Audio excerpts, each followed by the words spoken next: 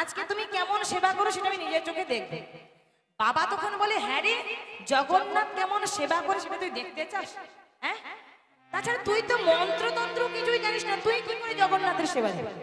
বাবার সঙ্গে কথা বলতে বলতে ছেলেটা বাবার কাছ থেকে জলের পাত্রটা কেড়ে নিয়ে জলটা নিজেই সেবা করে ফেলেছে। বাবা তখন বলে, হ্যাঁ রে, তুই কি করলি? যে পাত্রে প্রভু নিত্য নিত্য জল সেবা করে সেই পাত্রটাকে তুই উচ্ছিষ্ট করে দিয়েছিস, তাকে তুই এটো করে দিয়েছিস। আমি জানতাম তুই এমন একটা কিছু করে বসবি। ছেলে বলে, বাবা তোমার জগন্নাথ তো এটো সেবা করতে বড় ভালোবাসে। কি বললি তুই?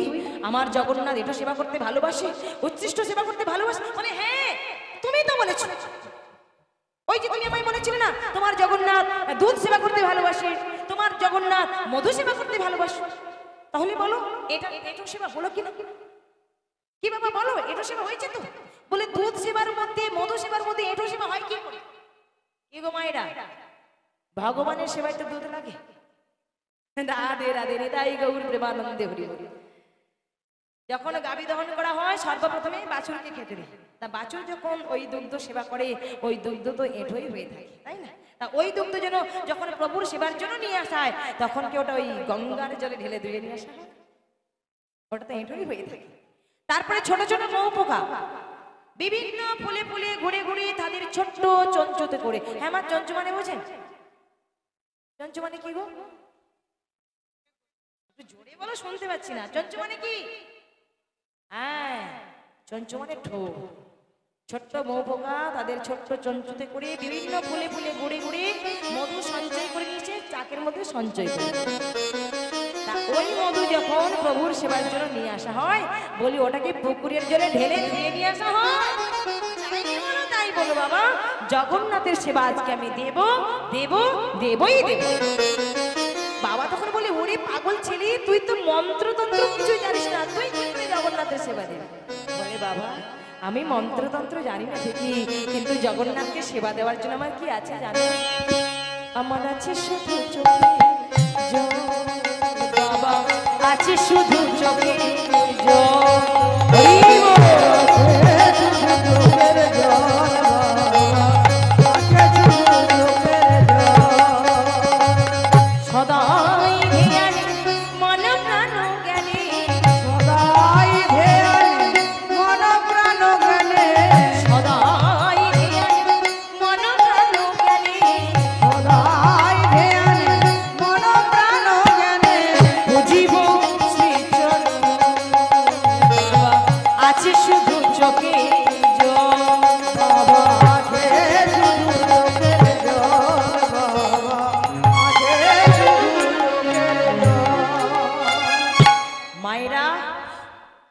সংসারের জন্য চোখের জল ফেলি, তাই না? ছেলে বৌমা দুটো কথা শুনিয়েছে, চোখের জল পড়ে যাচ্ছে। স্বামী দুটো কথা শুনিয়েছে, চোখের জল জর্জর করে পড়ে যাচ্ছে। সংসারের জন্য চোখের জল ফেলি, কিন্তু ওই চোখের জল ফেলে কিন্তু আমাদের কোনো লাভ হবে না। তাই চোখের জল যদি ফেলতে হয়, সত্যি যদি চোখের জল ফেলতে হয়, আপনি আমার গোবিন্দের চরণে ফেলুন, ভগবানের চরণে ফেলুন। তার জন্য দুটো চোখের জল ফেলুন, তাহলে আপনার জীবনটা সার্থক হবে, জনমটা আপনার ধন্য হয়ে যাবে। নেদাই গৌর প্রেমানন্দে হরি হরি বল।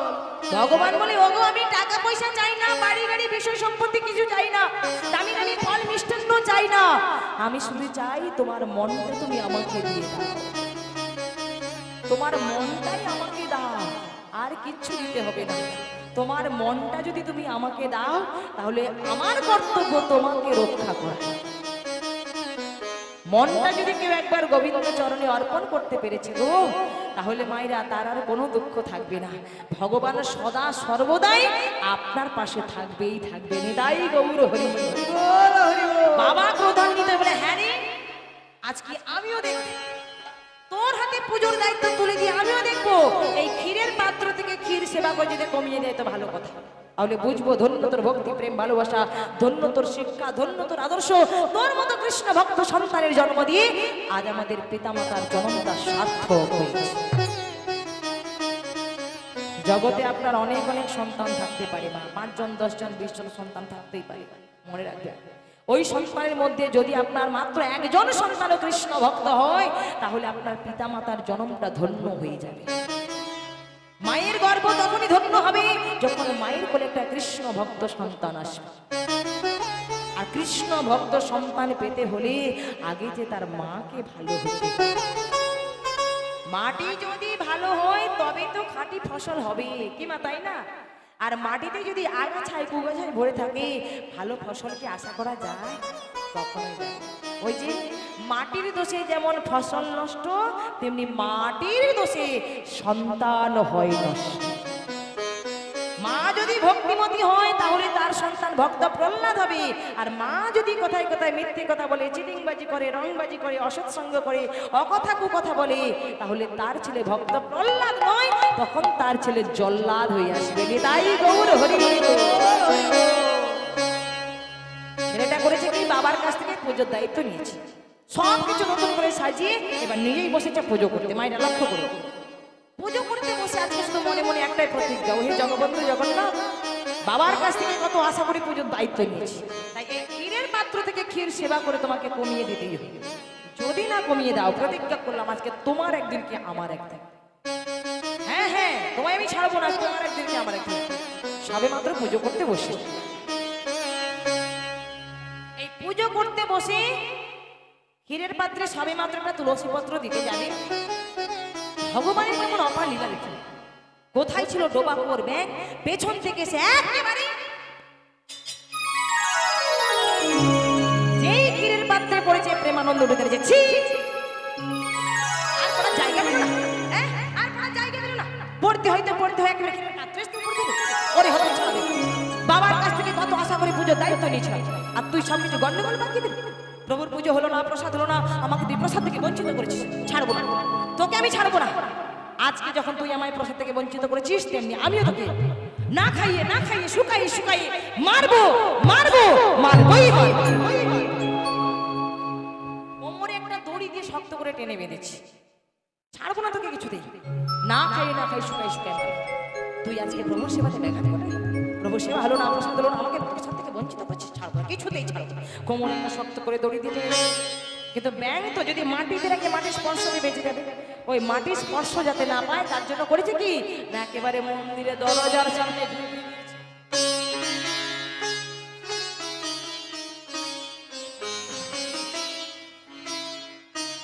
এই মন্দিরে দরজার সামনে ঝুলিয়ে দিয়ে কি সুন্দর দোল খাওয়াচ্ছে। হরে মোরা হরি মধু কইত ভারি গোপাল গোবিন্দ হরি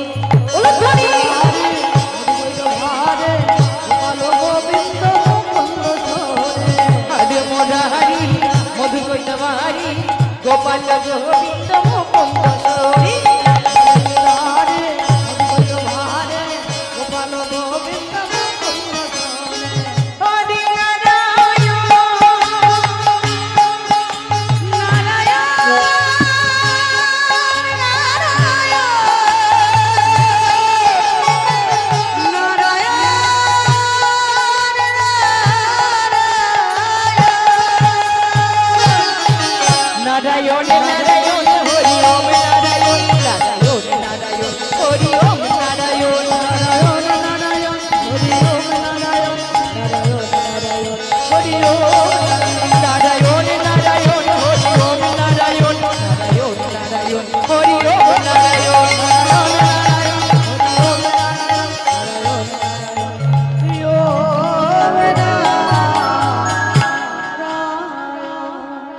লক্ষ্য করো, ভেগ বাবাজি কি সুন্দর মন্দিরে দরজার সামনে দোল খাচ্ছে, কি সুন্দর দোল খাচ্ছে।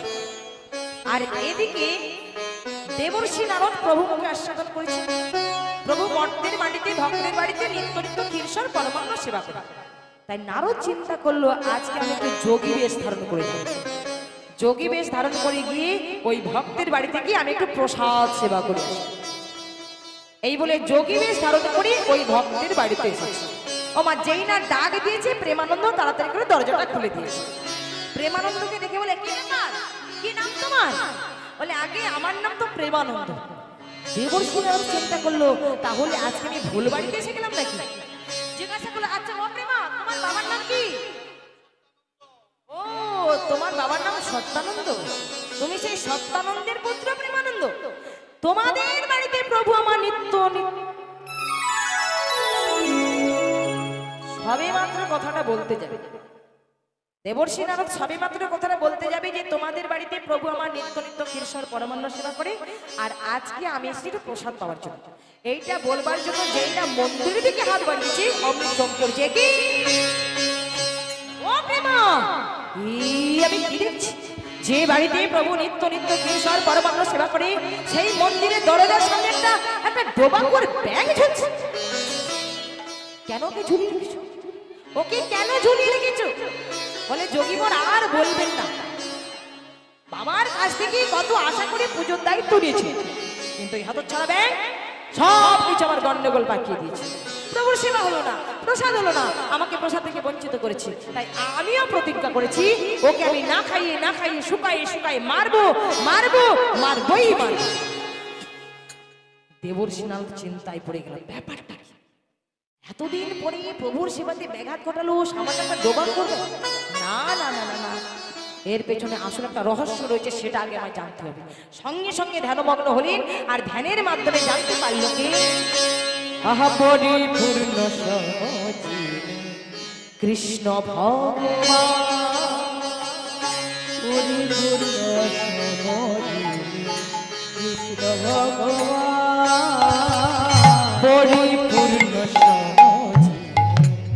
কৃষ্ণ ভগবান, পরিপূর্ণ সহজীবী কৃষ্ণ ভগবান, তোমার সৃজিত মোরা যত দেব, তোমার সৃজিত মোরা যত দেব, তোমার সৃজিত মোরা যত দেব, তোমার সৃজিত মোরা যত দেব। নারায়ণ নারায়ণ নারায়ণ, অভয় প্রদান করো দেবী জনার্দন, অভয় প্রদান করো দেবী জনার্দন, অভয় প্রদান করো দেবী জনার্দন,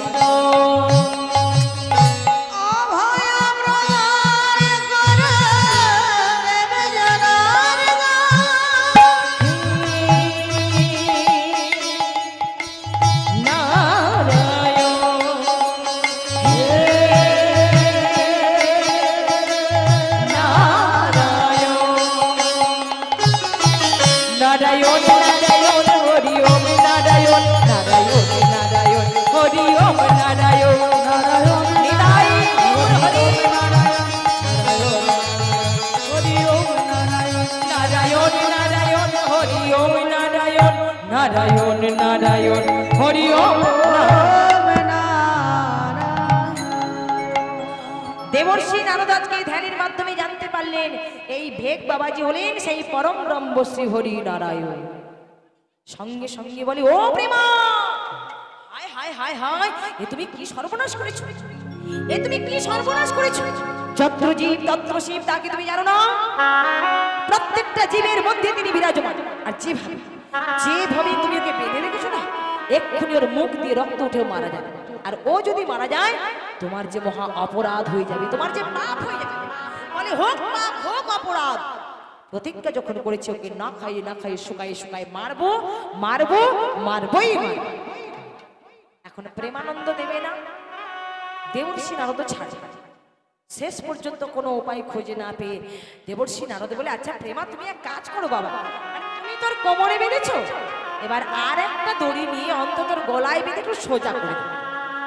এখন প্রেমানন্দ করেছে কি মা, আর একটা দড়ি নিয়ে যেই না গলাতে বেঁধে সোজা করে দিয়েছে, দেবর্ষি নারদ ভেগ বাবাজির দিকে তাকিয়ে বলে, প্রভু শেষ পর্যন্ত তোমাকে এই রূপটাই নিতে হলো, আর রূপ পেলে না তুমি? এই হতচ্ছাড়া প্রেমানন্দ দেখেও দেখে না, চেনেও চেনে, অজ্ঞানতার অন্ধকারে ক্রোধের বশীভূত হয়ে তোমাকে মারবার জন্য ঝুলিয়ে রেখেছে। থাকো প্রভু, ভক্তের কাছে তুমি ঝোলানো হয়ে থাকো, আমি যাই আমার কাজটা সেরে আসি। এই সংবাদটা সবাইকে জানিয়ে দিই, থাকো প্রভু, তুমি ওখানেই থাকো। এই সংবাদটা জানিয়ে দেওয়ার জন্য যেইটা একটা চরণে বের করেছে, সঙ্গে সঙ্গে ওই ভেগ বাবাজি নারদের দিকে তাকে বলে, ও না ওই প্রেম দিল কোমরে দড়ি, নারদ তুমি দিলে গলায় দড়ি। হরি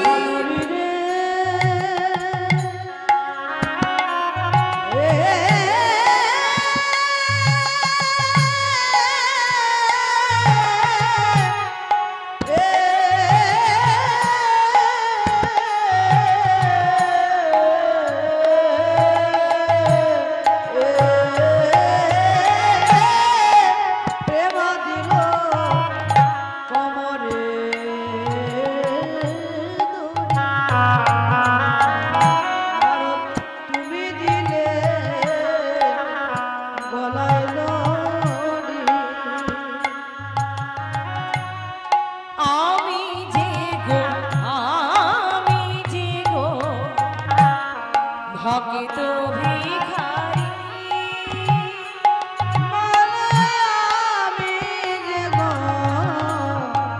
আমি যে গো ভক্ত ভিখারি, আমি ভক্ত বড় ভালোবাসি, আমি ভক্ত বড় ভালোবাসি, আমি ভক্ত বড় ভালোবাসি, আমি ভক্ত বড় ভালোবাসি, এ যোগে না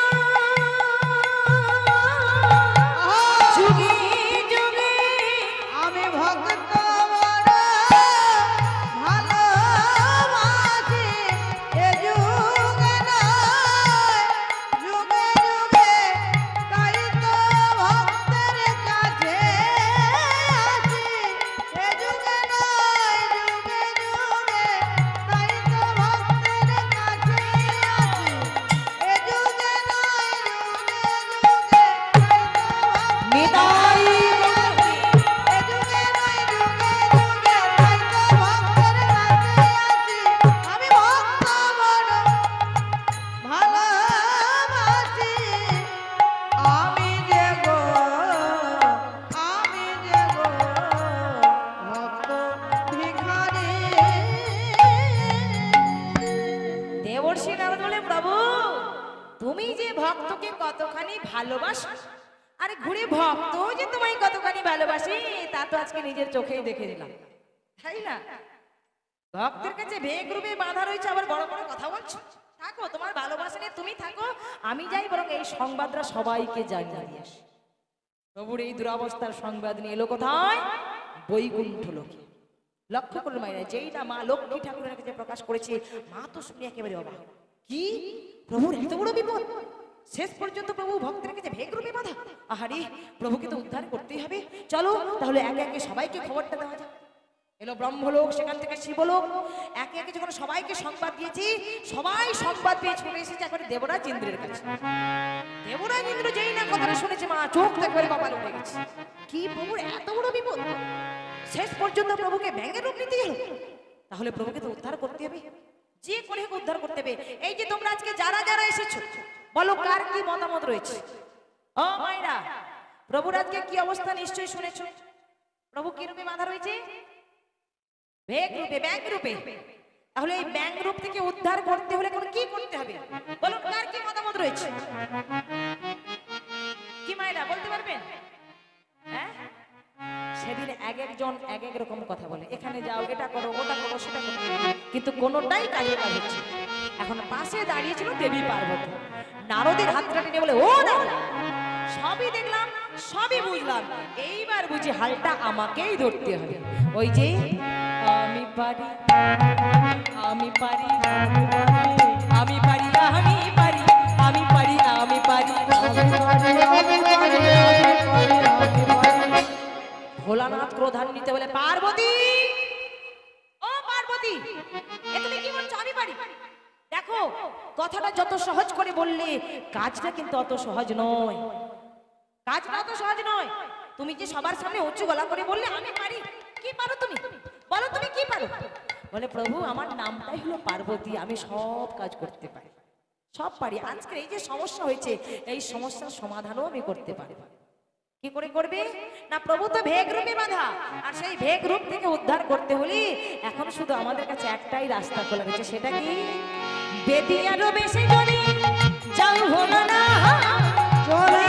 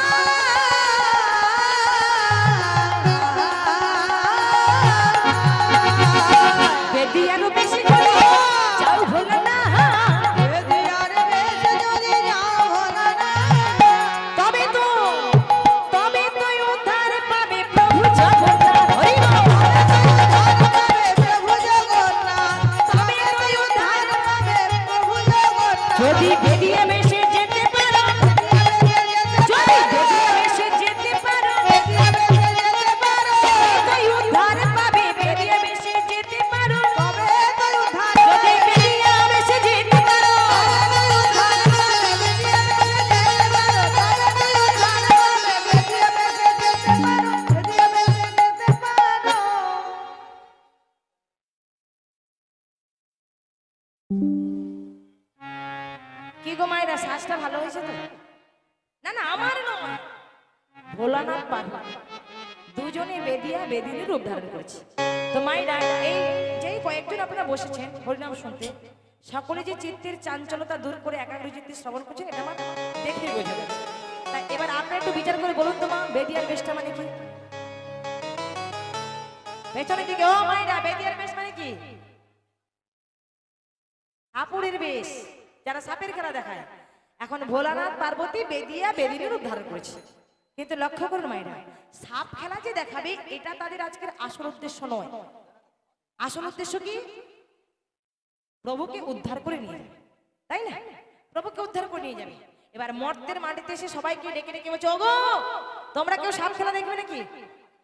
ও মায়েরা তোমরা সাপ খেলা দেখবে? হ্যাঁ কি না কিছু বলতে বলো, দেখবে? তবে একটা কথা রয়েছে না, কিছু পেতে হলে কিছু দিতে হয়। ওই সাপ খেলা দেখে শুধু বাড়ি চলে যাবে এমনটা করলে হবে না, কিছু কিছু দিয়ে যেতে হবে, তবেই সাপ খেলা দেখার কাজ হবে। সবাইকে ডেকে ডেকে বলো, ওগো তোমরা সাপ খেলা দেখবে? তোরা কে তোরা কে তোরা কে খেলা দেখবি গো ও গ্রামবাসী?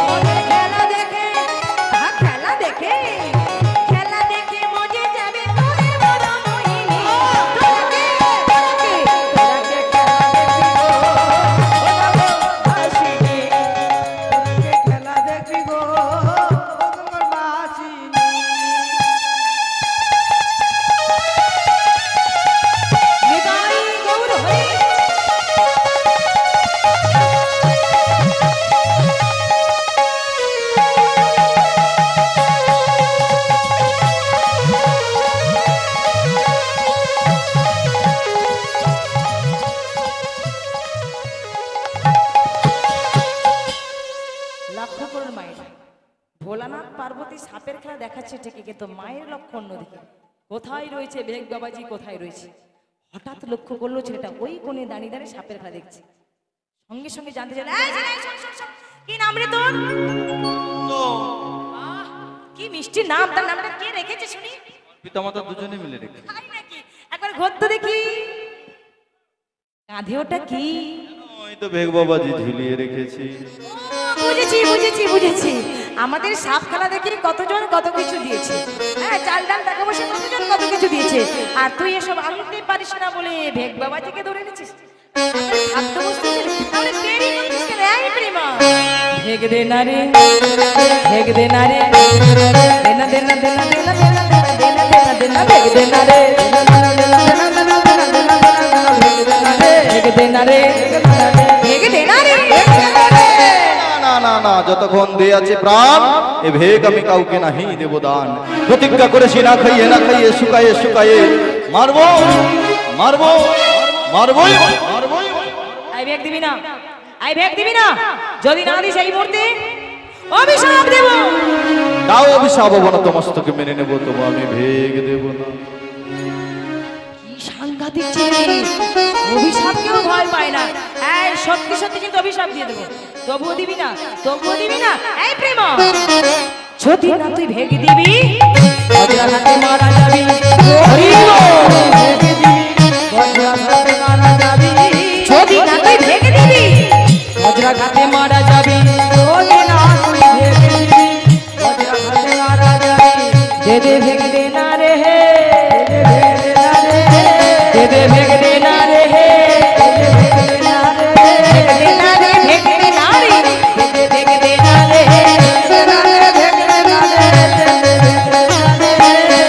সেই একটাই বাক্য যতক্ষণ দেহ আছে প্রাণ ভেগ আমি কাহুকে নাহি দেব দান প্রতিজ্ঞা করিয়েছে ওকে না খাইয়ে শুকায়ে শুকায়ে মারবো মারবো মারবই মারবো শেষ পর্যন্ত ভোলানাথ পার্বতী অভিশাপ দিয়েই চলে গেল এবার ওই প্রেমানন্দ পরের দিনে কালীর জঙ্গলে এসেছে কাষ্ঠ কাটতে কাষ্ঠ কেটে কাষ্ঠের বোঝা মাথায় নিয়েছি এক কাঁধে ফলের বোঝা আর এক কাঁধে ভেগ বাবাজিকে ঝুলিয়ে নিয়ে মনের আনন্দে বাড়ি ফিরছি